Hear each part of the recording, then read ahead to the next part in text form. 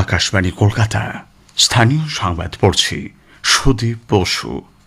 প্রথমে বিশেষ বিশেষ খবর। পশ্চিমবঙ্গ সহ 12টি রাজ্য ও কেন্দ্রশাসিত অঞ্চলে ভোটার তালিকার এসআইআর প্রক্রিয়া সম্পূর্ণ করার সময়সীমা বাড়ানো হয়েছে। এসআইআর এর কাজে নবনিযুক্ত রোল অবজারভারদের ভূমিকা সম্পর্কে স্পষ্ট ব্যাখ্যা দিয়েছে নির্বাচন কমিশন। বিশেষ পর্যবেক্ষকরা বিভিন্ন জেলা পরিদর্শন করছেন। তৃণমূল কংগ্রেস অনুপ্রবেশকারীদের জোর করে নাগরিক হিসেবে দেখানোর অপচেষ্টা করছে বলে কেন্দ্রীয় প্রতিমন্ত্রী সুকান্ত মজুমদার অভিযোগ করেছেন। প্রধানমন্ত্রী নরেন্দ্র মোদী বলেছেন, ভোকাল ফর লোকালের ভাবনা প্রত্যেক দেশবাসীর দৈনন্দিন জীবনের অঙ্গ। গতকাল মন কি বাতে দেশের যুব শক্তির উদ্ভাবনী ক্ষমতার নানা দিক তুলে ধরেছেন তিনি। চলতি খরিফ মরশুমে রাজ্যে এ পর্যন্ত 8,50,000 মেট্রিক টনের বেশি ধান সংগৃহীত হয়েছে। আগামী বুধবার থেকে রাজ্যে নামবে তাপমাত্রার পারদ। আসছি বিস্তারিত সংবাদে। পশ্চিমবঙ্গ সহ 12টি রাজ্য ও কেন্দ্রশাসিত অঞ্চলে ভোটার তালিকার বিশেষ নিবিড় সংশোধনী এসআইআর এর কাজ শেষ করার সময়সীমা 1 সপ্তাহ বাড়িয়েছে নির্বাচন কমিশন। এক বিজ্ঞপ্তিতে কমিশন জানিয়েছে, এনুমারেশন ফর্ম জমা নেওয়া ও ডিজিটাইজেশনের কাজ 4 ডিসেম্বরের পরিবর্তে 11 ডিসেম্বর পর্যন্ত চলবে। তার মধ্যেই সেরে ফেলতে হবে ভোট কেন্দ্রের পুনর্বিন্যাসের কাজ। খসড়া ভোটার তালিকা 9 ডিসেম্বরের পরিবর্তে প্রকাশিত হবে 16 ডিসেম্বর।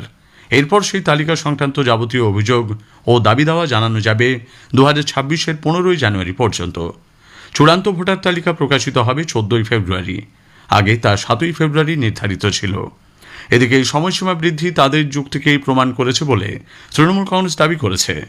অন্যদিকে তৃণমূল কংগ্রেসের এই বক্তব্যের সমালোচনা করেছেন কেন্দ্রীয় প্রতিমন্ত্রী সুকান্ত মজুমদার। মমতা বন্দ্যোপাধ্যায় বলেছিলেন যে 2 বছর টাইম লাগে এসআইআর করতে। আমরাও তো চাইছিলাম মমতা বন্দ্যোপাধ্যায়ের কথা মেনে 2 বছর করে দেওয়া হোক এবং রাষ্ট্রপতি শাসন জারি করে যতদিন পর্যন্ত মমতা বন্দ্যোপাধ্যায়ের টেনিওর আছে ততদিন পর্যন্ত উনি মুখ্যমন্ত্রী থাকতেন, আর ওনার টেনিওর শেষ হয়ে যাওয়ার পর রাষ্ট্রপতি শাসন জারি করে এসআইআর ভোট যা করানো হতো। তবে উনি 2 বছর চেয়েছিলেন, 1 সপ্তাহ বেড়েছে। এটাকে কতটা মানা ওনারা মানবেন সেটা ওনাদের ব্যাপার। সিপিএমের কেন্দ্রীয় কমিটির সদস্য সুজন চক্রবর্তী বলেছেন, বিএলওদের ঘাড়ে সমস্ত দায়িত্ব চাপানোর ফলে পরিস্থিতি আরও জটিল হয়েছে। সময়সীমা বৃদ্ধির ফলে মূল সমস্যার আদৌ কোনো সমাধান হবে কিনা সেই প্রশ্ন তুলেছেন এসইউসিআই কমিউনিস্টের রাজ্য সম্পাদক চণ্ডীদাস ভট্টাচার্য। ভোটকর্মী ও বিএলও ঐক্যমঞ্চের সাধারণ সম্পাদক স্বপন মণ্ডল 1 সপ্তাহ সময়সীমা বাড়ানোর জন্য নির্বাচন কমিশনকে ধন্যবাদ জানিয়েছেন।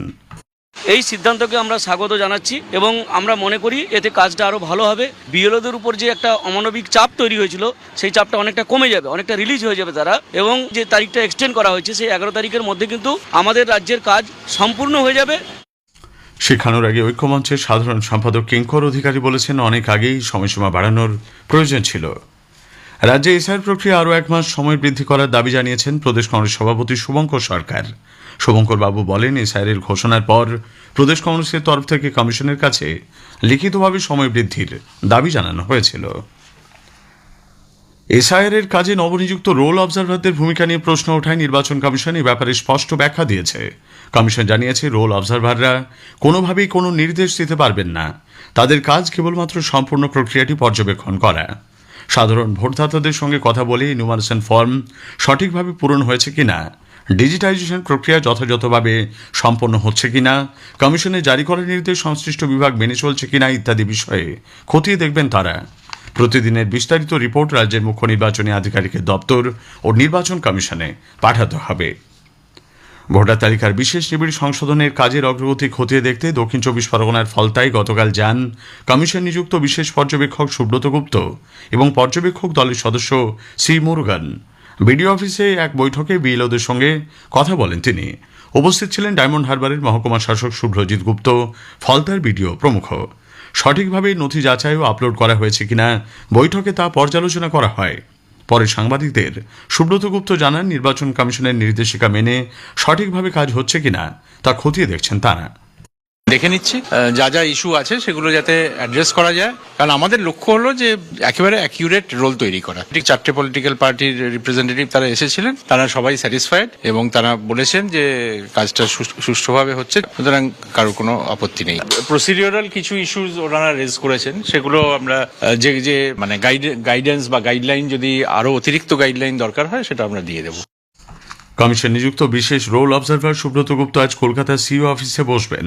সকাল 11:30 থেকে 1:30 পর্যন্ত তিনি সেখানে থাকবেন।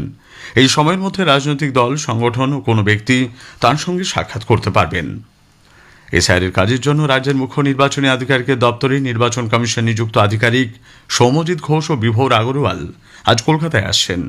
এর আগে নির্বাচন কমিশন এক বিজ্ঞপ্তিতে জানায়, প্রধান সচিব পদমর্যাদার আধিকারিক বিসি পাত্র, সচিব পর্যায়ের আধিকারিক সৌম্যজিৎ ঘোষ এবং আন্ডার সেক্রেটারি বিভোর আগরওয়াল মুখ্য নির্বাচনী আধিকারিকের অধীনে কাজ করবেন। তৃণমূল কংগ্রেস অনুপ্রবেশকারীদের জোর করে নাগরিক হিসেবে দেখানোর অপচেষ্টা করছে বলে বিজেপি অভিযোগ করেছে। কেন্দ্রীয় প্রতিমন্ত্রী সুকান্ত মজুমদার এক্স হ্যান্ডেলে এক পোস্টে জানিয়েছেন, 2022 সালে বাংলাদেশ থেকে বসিরহাটে এসে শাসক দলের মদতে এক বাংলাদেশি অনুপ্রবেশকারী অন্য একজনের নথি জাল করে তাকে নিজের বাবা হিসেবে দেখিয়েছে। এদিকে বিরোধী দলনেতা শুভেন্দু অধিকারী সঠিকভাবে এসআইআর হলে 1 কোটির বেশি নাম তালিকা থেকে বাদ যাবে বলে ফের দাবি করেছেন। সংসদের শীতকালীন অধিবেশন আজ শুরু হচ্ছে। এই অধিবেশন চলবে 19 ডিসেম্বর পর্যন্ত। 19 দিনের অধিবেশনে মোট 15 বার সভা বসবে। অধিবেশনে 13টি বিল পাশ করার জন্য উদ্যোগ নেওয়া হচ্ছে। এই বিলগুলির মধ্যে রয়েছে জাতীয় সড়ক সংশোধন বিল, পারমাণবিক শক্তি বিল, বীমা আইন সংশোধন বিল, ভারতের উচ্চশিক্ষা কমিশন বিল। আকাশবাণী কলকাতা 10টি জেলার জন্য চুক্তির ভিত্তিতে আংশিক সময় সাংবাদিক নিয়োগ করবে। জেলাগুলি হল বীরভূম, আলিপুরদুয়ার, পশ্চিম বর্ধমান, দার্জিলিং, দক্ষিণ দিনাজপুর, ঝাড়গ্রাম, কালিম্পং, হুগলি, পূর্ব মেদিনীপুর এবং কলকাতা। এ সংক্রান্ত যাবতীয় তথ্য www.newsonair.gov.in এ পাওয়া যাবে। আবেদন জানানোর শেষ তারিখ 15 ডিসেম্বর। স্থানীয় সংবাদ শুনছেন আকাশবাণী কলকাতা কেন্দ্র থেকে। প্রধানমন্ত্রী নরেন্দ্র মোদী বলেছেন, ভোকাল ফর লোকালের ভাবনা বর্তমানে দেশবাসীর দৈনন্দিন জীবনের অঙ্গ। আকাশবাণীতে 128তম মন কি বাত অনুষ্ঠানে তিনি বলেন, মানুষ যেভাবে উৎসবের মরশুম থেকে শুরু করে বিভিন্ন সময় দেশীয় বাজারে তৈরি পণ্য ক্রয় করছেন, তা স্বদেশী ভাবনারই প্রতিফলন। मुझे खुशी है कि वोकल फॉर लोकल की भावना को देश के करोड़ों लोगों ने अपने जीवन का हिस्सा बना लिया है। आने वाले कुछ दिन में क्रिसमस और नए वर्ष पर खरीदारी का नया दौर शुरू होने वाला है। मैं आपको फिर याद दिलाऊंगा, वोकल फॉर लोकल का मंत्र याद रखें। खरीदें वही जो देश में बना हो, बेचे वही जिसमें किसी देशवासी की मेहनत लगी हो।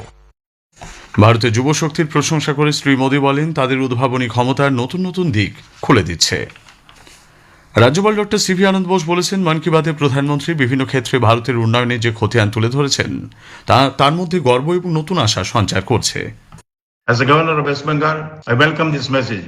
I believe that West Bengal can contribute greatly to the vision of a developed India. Our youth, our farmers, our workers, our women, and our innovators are ready. They are ready for any occasion. We will move forward with unity.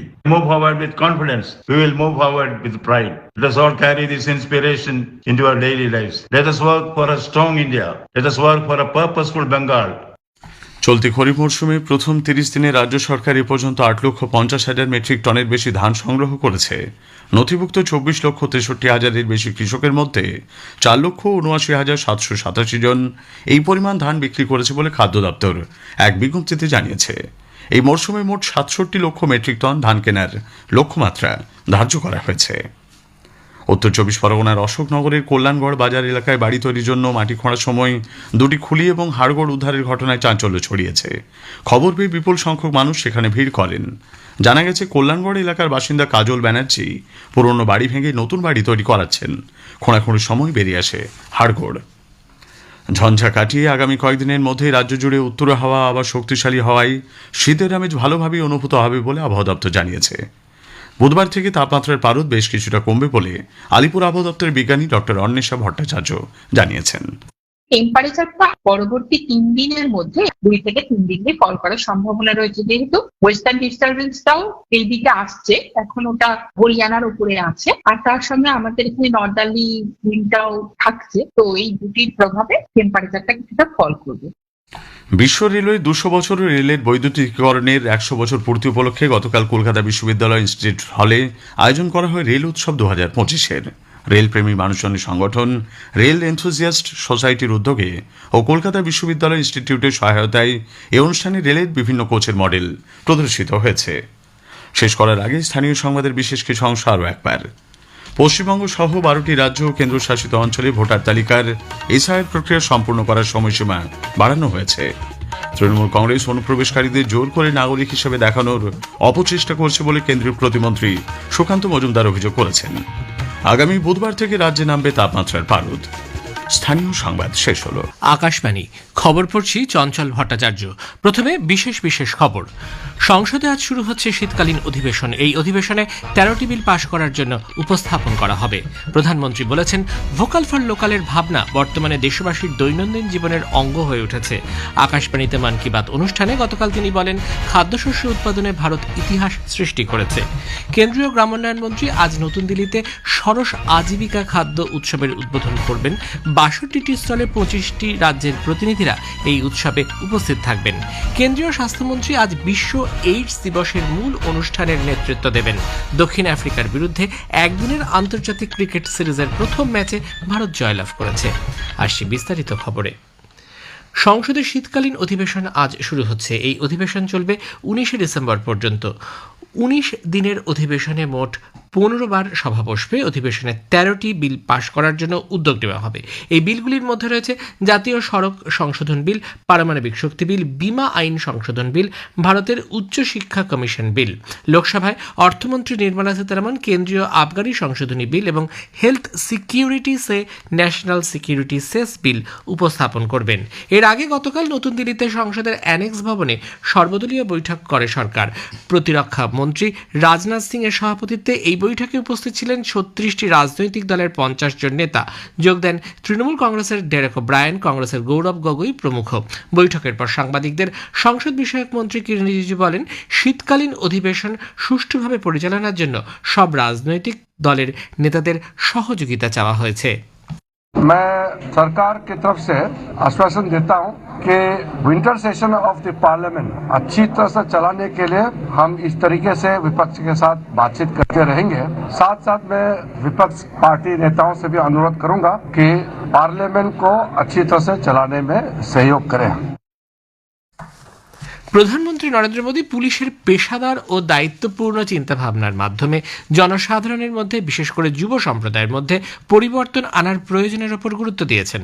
ছত্তিশগড়ের রায়পুরে গতকাল তিনি পুলিশের মহানির্দেশক ও মহাপরিদর্শকদের 60তম সম্মেলনে সভাপতিত্ব করে বলেন, শহরাঞ্চলে পর্যটনে police বাহিনীর আরও শক্তি বৃদ্ধি করতে হবে। এছাড়াও নতুন ফৌজদারি আইন সম্পর্কেও জনসচেতনতা বৃদ্ধির কথা তিনি উল্লেখ করেছেন। প্রধানমন্ত্রী জানিয়েছেন, দেশ খাদ্যশস্য উৎপাদনে ঐতিহাসিক রেকর্ড করেছে। ভারত এবছর 357 মিলিয়ন টন অর্থাৎ 35,70,00,000 টন খাদ্যশস্য উৎপাদনে সক্ষম হয়েছে। 10 বছর আগের খাদ্যশস্য উৎপাদনের তুলনায় বৃদ্ধির পরিমাণ 10 কোটি টন। আকাশবাণীতে মন কি বাত অনুষ্ঠানে গতকাল তিনি বলেন, ভোকাল ফর লোকালের ভাবনা দেশের কোটি কোটি মানুষ তাদের দৈনন্দিন জীবনের অঙ্গ করে নিয়েছে। সকলের পছন্দ এবং কেনাকাটার মধ্যে স্বদেশিকতার প্রতি আকর্ষণ বৃদ্ধি পাচ্ছে। এবারের উৎসবের মৌসুমে এই পরিবর্তনের প্রমাণ পাওয়া গেছে। ছোট ছোট দোকানদাররাও এই পরিবর্তন অনুভব করেছেন। কিছুদিনের মধ্যে নববর্ষের কেনাকাটা শুরু হবে, সেই সময় স্বদেশি জিনিস কেনাকাটার উপর শ্রী মোদী গুরুত্ব দেন। তিনি জানান, এবারের G20 সম্মেলনে বিশ্বের অনেক নেতাকে দেশে তৈরি হস্তশিল্প উপহার দিয়েছেন তিনি। G20 के दौरान मैंने दक्षिण अफ्रीका के राष्ट्रपति को नटराज की कांस्य प्रतिमा भेंट की। ये तमिलनाडु के तंजावुर की सांस्कृतिक विरासत से जुड़ी चौल कालीन शिल्पकला का अद्भुत उदाहरण है। कनाडा के प्रधानमंत्री को चांदी के अश्व की प्रतिकृति दी गई। यह राजस्थान के उदयपुर की बेहतरीन शिल्पकला को दर्शाती है। मेरा उद्देश्य था कि दुनिया भारत के शिल्प कला और परंपरा के बारे में जाने और हमारे कारीगरों की प्रतिभा को ग्लोबल मंच मिले।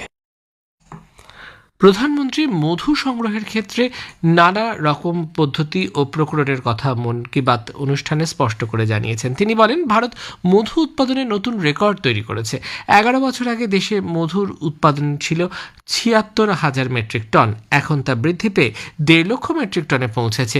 বিগত কয়েক বছরে মধুর রফতানি 3 গুণেরও বেশি বৃদ্ধি পেয়েছে। হানি মিশন যোজনা অনুযায়ী গ্রামোদ্যোগ দপ্তর 2.25 লক্ষেরও বেশি মৌমাছির বাক্স দেশবাসীর মধ্যে বিতরণ করেছে। भारत हनी प्रोडक्शन में नए रिकॉर्ड बना रहा है। 11 साल पहले देश में हनी का उत्पादन 76,000 मैट्रिक टन था। अब ये बढ़कर 1.5 लाख मैट्रिक टन से भी ज्यादा हो गया है। बीते कुछ वर्षों में शहद का एक्सपोर्ट भी 3 गुना से ज्यादा बढ़ गया है।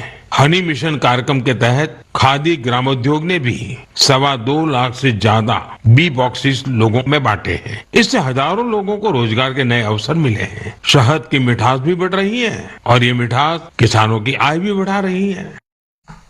কেন্দ্রীয় গ্রামোন্নয়ন মন্ত্রী শিবরাজ সিং চৌহান আজ নতুন দিল্লিতে সরস আজীবিকা খাদ্য উৎসব 2025-এর উদ্বোধন করবেন।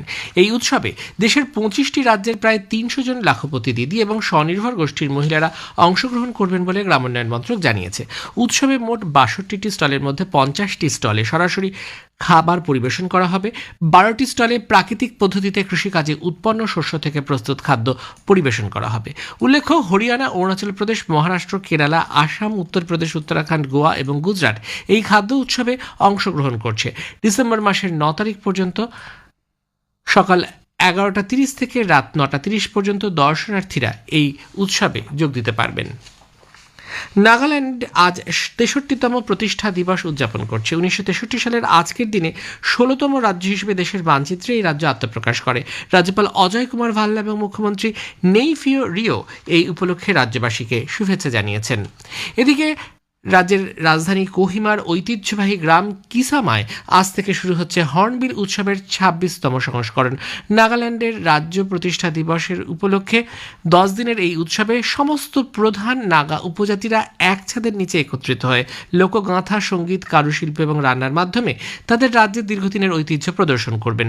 রাজ্যের পর্যটন দফতরের উদ্যোগে শুরু হওয়া হর্নবিল উৎসব 2 দশকেরও বেশি সময় ধরে বিশ্বের অন্যতম প্রতীকী সাংস্কৃতিক উৎসবে রূপান্তরিত হয়েছে, যা আজ একটি বিশ্বব্যাপী মঞ্চে পরিণত হয়েছে, যেখানে দেশ বিদেশ থেকে আসা দর্শক ও শিল্পীরা একত্রিত হন। ওয়ার্ল্ড স্কিলস এশিয়া প্রতিযোগিতায় প্রথমবারের মতো অংশগ্রহণ করে ভারত 8ম স্থান অর্জন করেছে। 29টি দেশের মধ্যে এই প্রতিযোগিতা হয়। এর ফলে আন্তর্জাতিক স্তরে দক্ষতার ক্ষেত্রে দেশ একটি গুরুত্বপূর্ণ মাইল ফলক অর্জন করল। প্রতিযোগিতায় ভারত একটি রূপো, 2টি ব্রোঞ্জ পদক এবং প্রযুক্তি নির্ভর ঐতিহ্যবাহী দক্ষতা বিভাগে উৎকর্ষতার জন্য 3টি পদক পেয়েছে। কেন্দ্রীয় দক্ষতা উন্নয়ন ও উদ্যোগ প্রতিমন্ত্রী জয়ন্ত চৌধুরী বলেছেন, এই প্রতিযোগিতায় দেশের তরুণ প্রতিভার আত্মবিশ্বাস, সৃজনশীলতা এবং শৃঙ্খলার প্রতিফলন ঘটেছে। এ খবর প্রচারিত হচ্ছে আকাশবাণী থেকে। কেন্দ্রীয় স্বাস্থ্য ও পরিবার কল্যাণ মন্ত্রী জেপি নাড্ডা আজ বিশ্ব এইডস দিবসে জাতীয় স্তরের অনুষ্ঠানে নেতৃত্ব দেবেন। এইচআইভি সংক্রমণ প্রতিরোধ, আক্রান্তদের চিকিৎসা ও এই সংক্রমণ সম্পর্কে মানুষের মধ্যে ভুল ধারণা দূর করতে সরকারের অঙ্গীকার এই অনুষ্ঠানের মধ্য দিয়ে প্রতিফলিত হবে। প্রশাসনের শীর্ষস্তরের নেতৃবৃন্দ, যুব সমাজ, এইচআইভি সংক্রমিত ব্যক্তিরা এবং সামনের সারিতে থাকা স্বাস্থ্যকর্মীরা এই অনুষ্ঠানে জনস্বাস্থ্যের সংকট দূর করতে এইডস নির্মূলের জন্য ভারতের উদ্যোগের কথা তুলে ধরবেন। ন্যাকো এই উপলক্ষে একটি ভিডিও সিরিজ প্রকাশ করবে। মূল অনুষ্ঠানে দ্রুত সংক্রমণ শনাক্তকরণ, সংক্রমিতদের যথাযথ চিকিৎসা এবং সমাজে তাদের স্বাভাবিক জীবনযাপন নিশ্চিত করার বার্তা প্রচার করা হবে।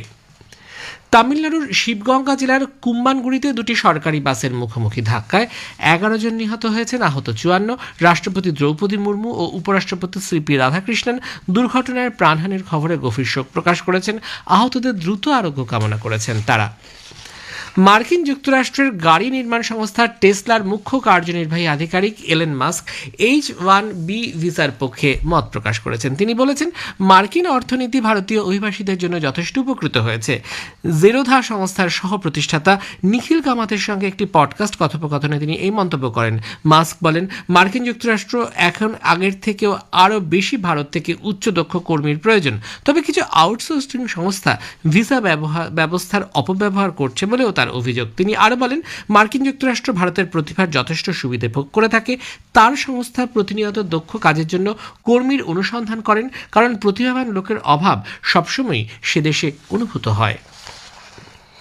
রাঁচিতে প্রথম একদিনের ক্রিকেট ম্যাচে ভারত দক্ষিণ আফ্রিকাকে 17 রানে হারিয়ে 3 ম্যাচের একদিনের সিরিজ 1-0 এগিয়ে গেছে। টস জিতে দক্ষিণ আফ্রিকা ভারতকে প্রথমে ব্যাট করতে পাঠায়। ভারত 50 ওভারে 8 উইকেটে 349 রান তোলে। জবাবে ব্যাট করতে নেমে দক্ষিণ আফ্রিকা 49 ওভার 2 বলে 332 রানে অল আউট হয়ে যায়। শেষে বিশেষ খবর আরও একবার। সংসদে আজ শুরু হচ্ছে শীতকালীন অধিবেশন। এই অধিবেশনে 13টি বিল পাশ করার জন্য উপস্থাপন করা হবে। প্রধানমন্ত্রী বলেছেন, ভোকাল ফর লোকালের ভাবনা বর্তমানে দেশবাসীর দৈনন্দিন জীবনের অঙ্গ হয়ে উঠেছে। খবর শেষ হলো।